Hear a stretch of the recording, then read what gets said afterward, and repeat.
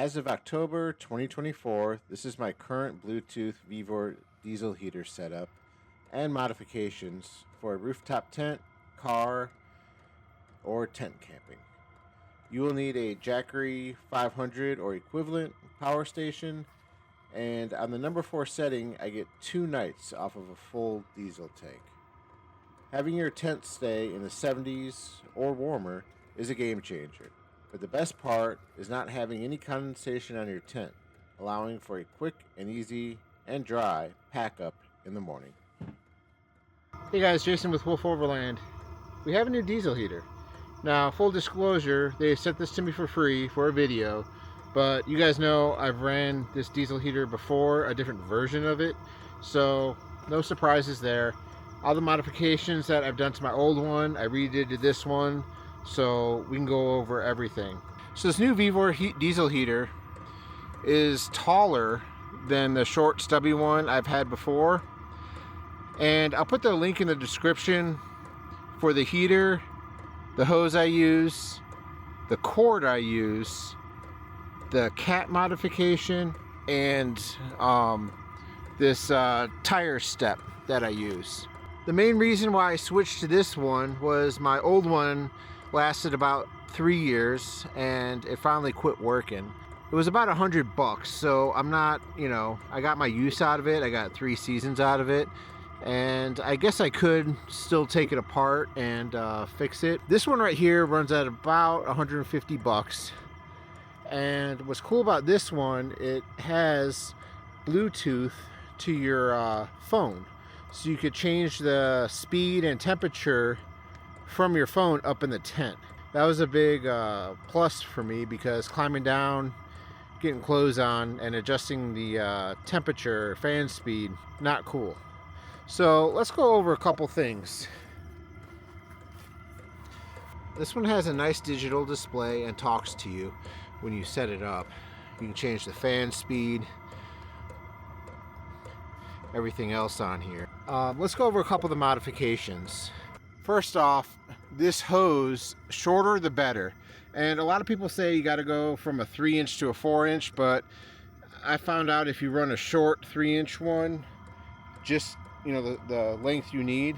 I never get any error codes out of this, but I did kill my diesel heater after 3 years, so maybe you should go to a 4-inch. It does come with a remote, but it does have app control to your phone. Now let's go over a couple of the modifications. So it comes with just a cord coming out right here, and I did modify this to a regular car socket outlet, which up here, as you can see, I have 2 outlets. I have a regular 12-volt socket outlet, and I have a USB outlet for the lights on my awning. So I modified this on the bottom of my tent in order to run a diesel heater or an AC unit, and to run USB for my lights. Other modifications, the cap. So anyway, I'll put a link in the description for this cap right here. Instead of spilling from the original cap, I drilled it out and I put this little thing on here. It's like a tire valve, so you can just screw that on, and it won't leak if it tips over inside the truck while you're driving. No one likes spilled diesel. I did use a zip tie to attach the air inlet right here. So this top comes off really easy, and you just run a zip tie through there. For the bottom, I have this tire step, and I did drill a hole in it for the exhaust, so I could run the exhaust out like this, and when I break it down, I just turn it and pull the exhaust out once it cools off. And this setup works really good. You don't have to worry about burning stuff.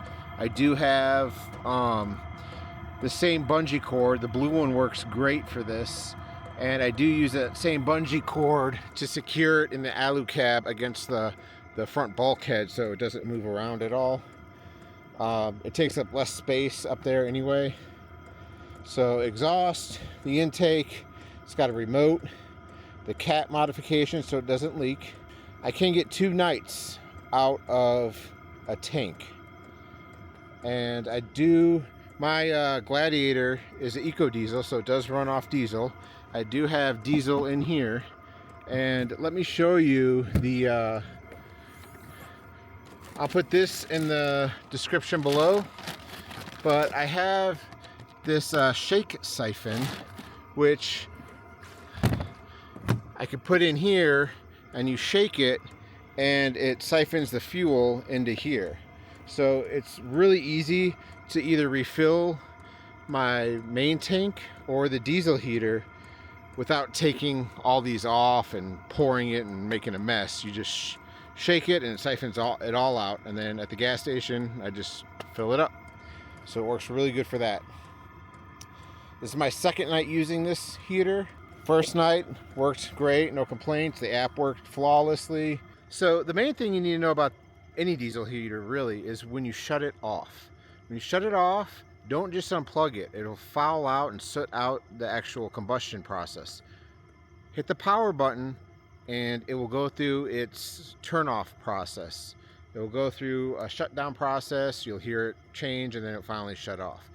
You got to do it that way, otherwise you'll get major soot buildup and you'll have problems. That's probably the #1 reason why these things fail. The other reason is using too long of a hose. And if you need to use a long hose, go with a 4-inch hose and get an adapter elbow. But the major part of having a diesel heater is it extends your camping season.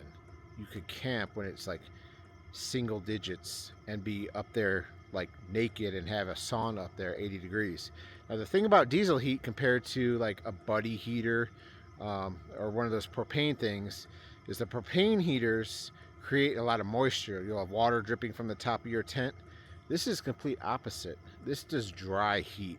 So my tent, it did rain last night, so my tent was still kind of wet. So right now I have it running for a couple of hours before I get up in there, and the tent will be dry.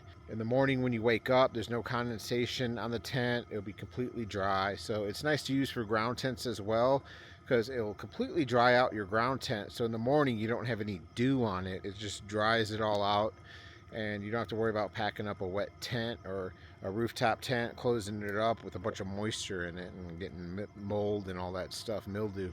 So having a diesel heater, even when it's raining outside, or you don't really need it, like let's say tonight it drops in the lower 50s, you don't really need it, but in the morning it's nice to put away a dry hot tent than a cold, wet one with dew. And full disclosure, they gave it to me for free, and if I did a video on it, it's about 150 bucks on Amazon.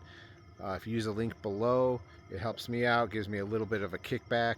And I'll link down below all the other accessories that I've put on this and the modification list that I did to this. Really easy stuff, guys. Extend your camping life, make camping easier. Oh, one other thing.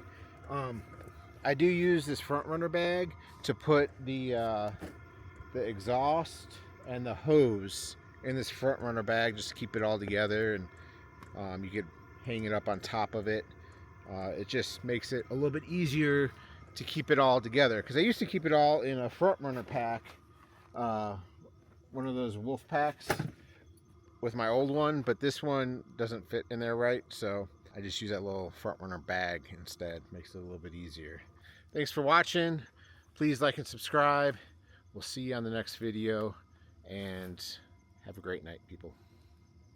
As always, thanks for watching, and a special thank you to my Patreon supporters.